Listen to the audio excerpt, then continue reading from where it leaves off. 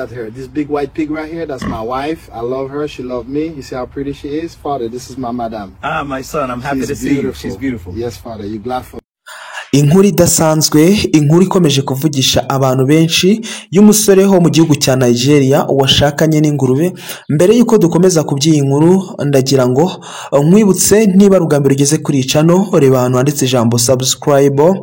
Niba utarakoze subscribe ukande kuri iryo jambo, ndetse wibuke no gukanda kuri like kugira ngo ujye ubasha kubonera ku gihe amakuru n'ibiganiro byiza ngutegurira umunsi ku munsi. Ngiye turi kumwe ni Zaki, naho iyi ni niwe Zaki. Rero tugaruka ku by'iyi nkuru iri kugenda ivugisha abantu benshi ku isi, ku mbuga nkoranyambaga nta kindi uri kugenda ubona ni inkuru y'uyu musore washakanye n'ingurube.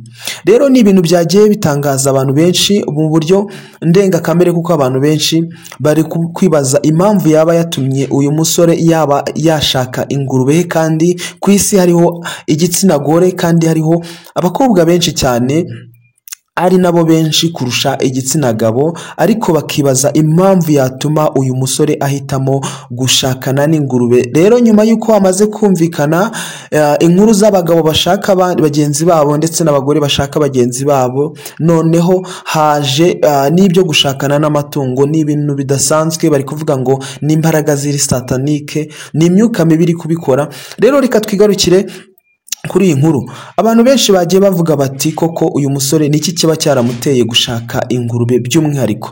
Rero yaje gutangaza yuko nyuma yuko abakobwa ndetse n'abagore bamaze kumurya amafaranga menshi, bamubeshya bamubabaza mu rukundo, byatumye afata umwanzuro wo kuba yashakana n'ingurube bakibanira, ngo dore yuko ariyo yamuryoheye kandi ayikunda cyane, ngo rero birangira ayigize umugore we. Rero aza kuyigaragara ari kwa padiri ari gusezerana n'ingurube, amavideo menshi atandukanye aho ari gusangira nayo, ndetse no mu gihe cy'ibyishimo by'abashakanye hari amavideo menshi yagiye agaragara uyu musore ari kumwe n'ingurube, ubona ko yishimye. Bakagenda babigereranya nko kuvuga bati uyu musore wasanga afite trauma cyangwa se depression, bikaba ngombwa ko yaba yashakana n'ingurube. Ariko ni ibintu bitangaje, abantu benshi bagiye bavugishwa n'iyi nkuru, bagiye batangazwa n'iyi nkuru. Nta kindi kugenda ubona rero ku mbuga nkoranyambaga n'amashusho y'uyu musore ndetse n'ubu bukwe bwe yakoranye n'ingurube. Nyibona iyi nkuru nanjye numiwe, naje gutangara cyane, ndavuga ni rero kuko ngabwe mereza abantu bankurikira hano kuri Niwe Zaki, banyamuryango banjye by'umwihariko ba Niwe Zaki, bareba amakuru n'ibiganiro ngenda bategura, ndavuga ni iyi nkuru nayo kanyibagezeho, kuko ni imwe mu nkuru iri kugenda itrendinga, iri kugenda ihererekanwa cyane hirya no hino ku mbuga nkoranyambaga, haba muri Afrika, haba mu bihugu by'Uburayi ndetse na Aziya. Nta kindi uri kugenda ubona ni challenge z'uyu mugabo by'umwihariko bakoze kubera iyi nkuru ye y'ubukwe bwe yakoranye n'inyamaswa cyangwa se n'itungo ry'ingurube. Rero ni ibintu byateye abantu kwibaza byinshi bitandukanye. Wabonye ko ku muntu wakurikiye iyi story iri kugenda ivugwa, abantu benshi bafite ibitekerezo bitandukanye, bagiye bayitanga ibitekerezo bitandukanye bavuga bati nyamuneka abaganga bo mu mutwe babanza bakegera uyu mugabo bakareba ko nta kindi kibazo afite, dore yuko kushakana n'inyamaswa ishobora kuba yahindukira mu kanya gato ikaba yanakurya, ni ibintu bidasanzwe. Rero ntabwo uburyo yayitoje cyangwa se uburyo baziranye by'umwihariko ku buryo itanaba yamurya cyangwa se ikaba yamuhemukira mu bundi buryo, ntabwo tuzi uko byakozwe. Ikindi, abantu bagiye bagaruka ku mwanda ingurube igira, bakavuga bati ese mu buriri cyangwa se mu nzu ntabwo yajya yibagirwa ikaba yakikora nk'ibyo ikora ko igira umwanda. So rero ni ikintu kiri kugenda kiba kinini cyane mu mitwe y'abantu, bakibaza uburyo bakanariza iyi nkuru.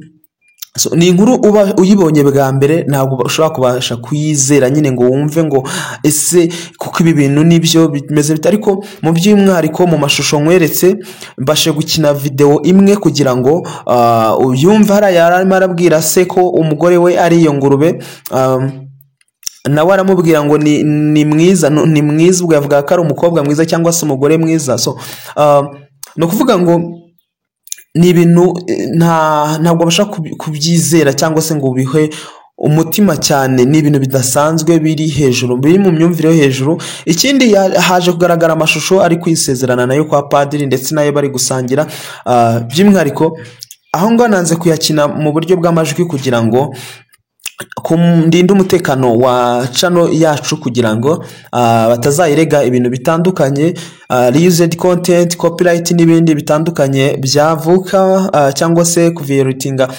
police za YouTube. Nirinze kuba nakina amajwi menshi, nyine ijwi rimwe kugira ngo turihereho, turyubakireho, tunariganireho nanakubwira ku by'iyo nkuru. So niba ari ubwa mbere ugeze kuri channel, mwibutsa reba ahantu handitse ijambo subscribe, ukandeho, wibuke gukanda ukazogera ndetse na like kugira ngo ujye ubasha kubonera ku gihe amakuru n'ibiganiro byiza ngutegurira, kandi wibuke no kwandika comment kugira ngo ujye ugenda umbwira uko bimeze ku ruhande rwawe, inama runaka ndetse n'inkunga runaka mu bitekerezo, aho turayakira nta kibazo. Rero ngaruka ku by'iyi nkuru, ni inkuru idasanzwe. Abantu benshi bitegereza ibintu nk'ibi bidasanzwe cyangwa se ndengamyumvire cyangwa se imitekerereze ya muntu. Hari abagiye bavuga bati turabona bifite ubushobozi nk'ubwa ChatGPT cyangwa se AI, kwende yaba ariyo yakoze iyi video cyangwa se iyi story, ariko bitandukanye n'ukuntu iyi story iri kugenda ifite amashusho menshi atandukanye kandi y'umuntu umwe kandi asa, bikagora kuza kubisesengura kugira ngo ubihuze n'ubuzima bwa muntu ndetse na ChatGPT, kuko iyo twabikita ko ari ubwenge buhangano. So akaba yenda ariyo yakora ino nkuru, ugasanga ni iri kudusaza, iri kugenda ituvugisha, ariko we never know. Ntabwo tuzi ngo ese kuko ibi bintu nibyo biri kugenda bivugwa yuko rero uyu musore ari uwo mu gihugu cya Nigeria, ari we wafashe umwanzuro wo kuba yashakana n'iyi ngurube, cyangwa se twakita nk'umugore we, bakabana nk'umugore n'umugabo mu nzu.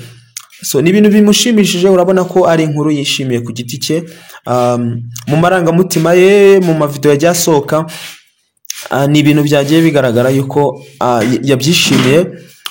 Twaje kubonamo mu mashusho harimo n'abatumirwa cyangwa se abandi batashye ubukwe, bari guserebra iyi mariage.